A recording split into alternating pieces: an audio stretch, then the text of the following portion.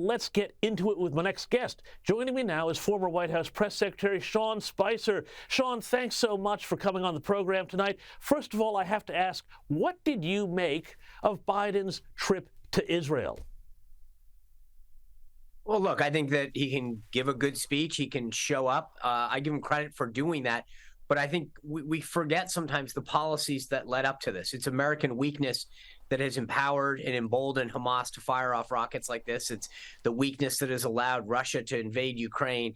It is that weakness that has emboldened Iran, that funds Hamas. I mean, remember, this administration has been dying to get them back into the JCPOA. They had already committed to giving them or unlocking $6 billion.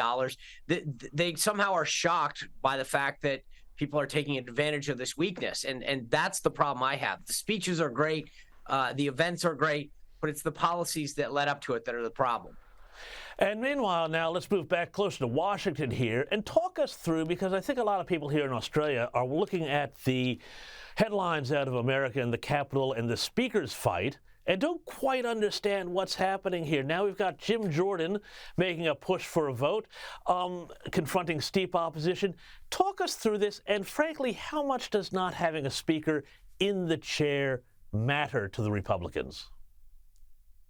Well, for the first part, I would just say I don't think it's just people in Australia that don't get it. I think there's a lot of us in America that are trying to figure out what's happening. I joked last weekend that if we're not careful, we're going to end up with that George Santos, that congressman from New York that has quite a checkered past.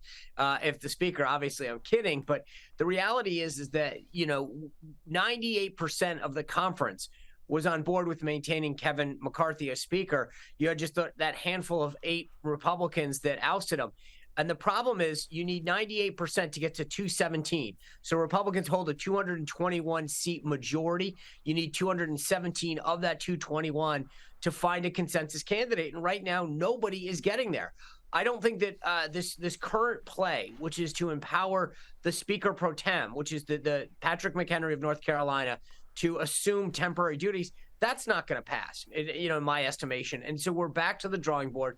I think Republicans are going to have to keep going at this, maybe 1, maybe 2 more times. I think there are a couple candidates that will emerge. The more you don't want this job, the more likely you are to end up with it. It's sort of the way I look at this right now. So I think that we're going to see a little bit longer. And then to the last part of your question, I think for right now, we're okay. Look, the Senate was out last week, so nothing was going to get done anyway.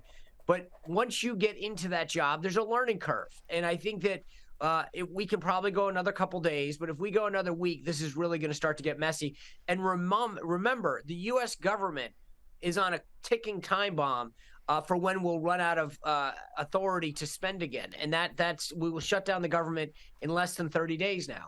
And, I mean, this is the question then that comes next, is obviously if you don't have somebody there to pass those motions to get the money coming through, and you've got the United States in a potential war going on in the Middle East, is that going to wind up being then blamed on Republicans? Almost every government shutdown, as long as I've been alive, winds up being blamed on Republicans. Is there going to be a bigger blowback for the party when it doesn't really need that kind of thing in terms of the global crisis that's going on? Well, you're absolutely right. With the exception of that one that Schumer blew during the Trump administration, I think every shutdown in my lifetime, as you noted, has been blamed on Republicans. The messaging just doesn't come out well. So if they don't have, if the House Republicans don't have a speaker, it makes the blame a lot easier to point in their direction. So they got to get their act together. And then the irony, by the way, is that the most likely scenario is to pass at least another short-term continuing resolution, which is exactly what they were all opposed to in the first place. So I think the question is going to be about timing. How soon can they get their act together? How soon can they start funding the government? What does the situation in Israel look like? There's a lot of variables, but the quicker they can get their act together and start focusing on the priorities at hand, i.e. funding a government and getting some of these things done, the better. The longer that looms, I think we start entering into dangerous territory. Yeah, and I think that chaos starts to embolden a lot of America's enemies, too, who look and say, these guys don't have their act together. We can do whatever we like. I think I would beg to differ a little on that. Sure. Look, just because the House of Representatives doesn't have a speaker, you saw President Biden. The U.S. government can act. There's plenty of money there already. We can support our allies. We can fund them. We can send things. Does it help in the long run? No. Does it look good? No. But I think in the short term, I think our allies know that we've got their backs.